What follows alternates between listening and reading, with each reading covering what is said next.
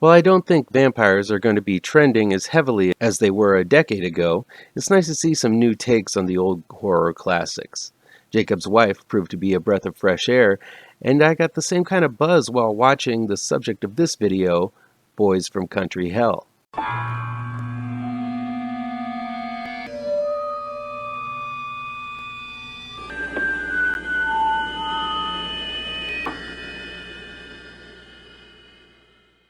Welcome back to ML Miller Frights, a part of the Kings of Horror Network.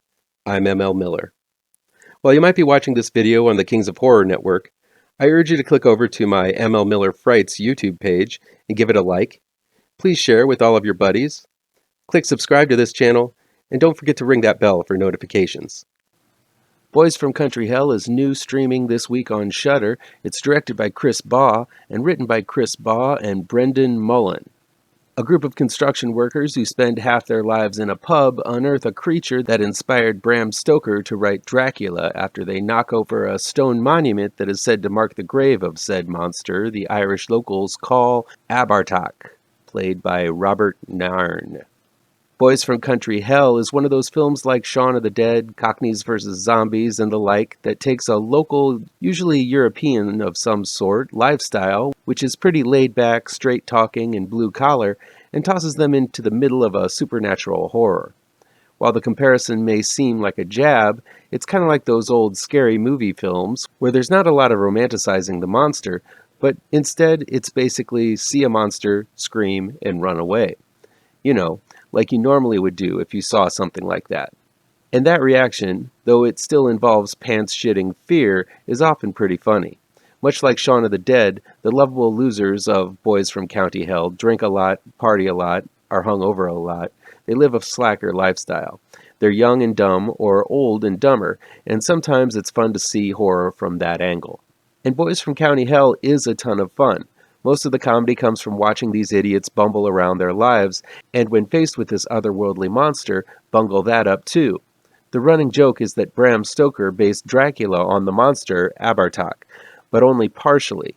That means that he got most of the rules of vampirism wrong. Garlic, stakes through the heart, and most of the other stuff that are well-known ways to do away with vampires don't really work against this monster, no matter how hard these guys try.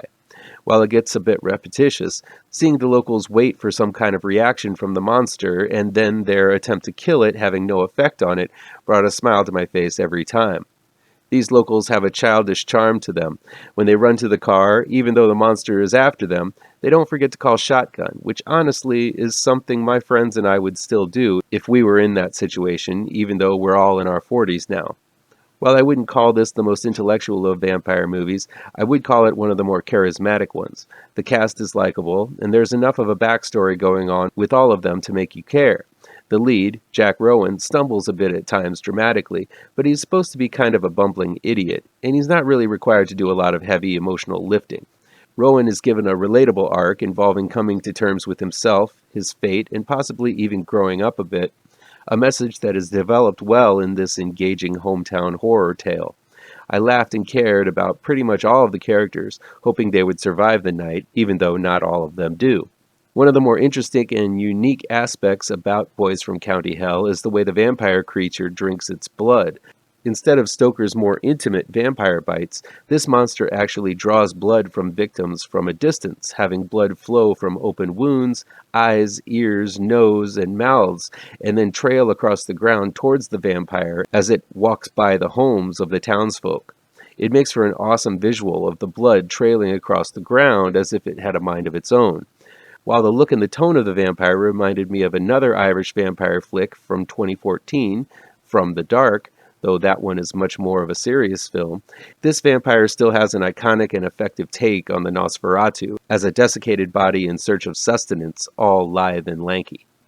Though the tone of Boys from Country Hell is often light and comical, the horror is as serious and deadly as it gets.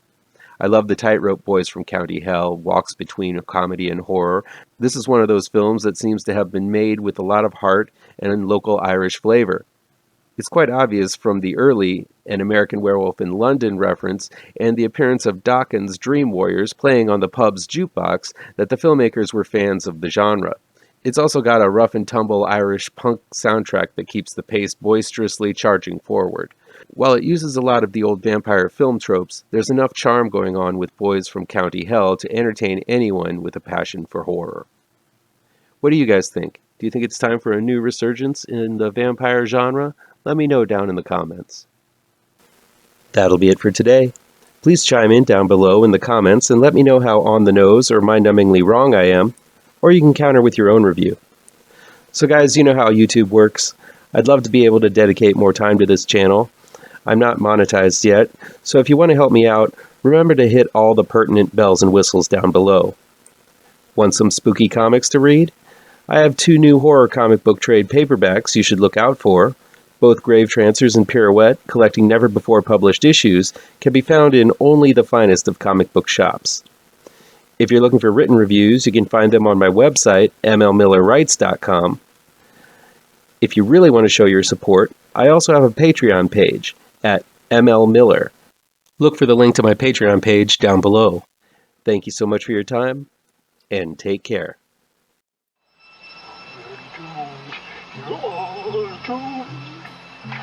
You're doomed to live the life you're meant to be, stuck inside your reality. You're doomed. Oh, you're doomed. You're doomed.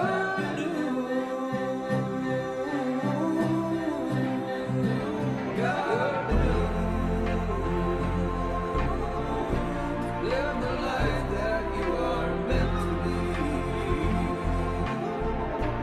Live inside.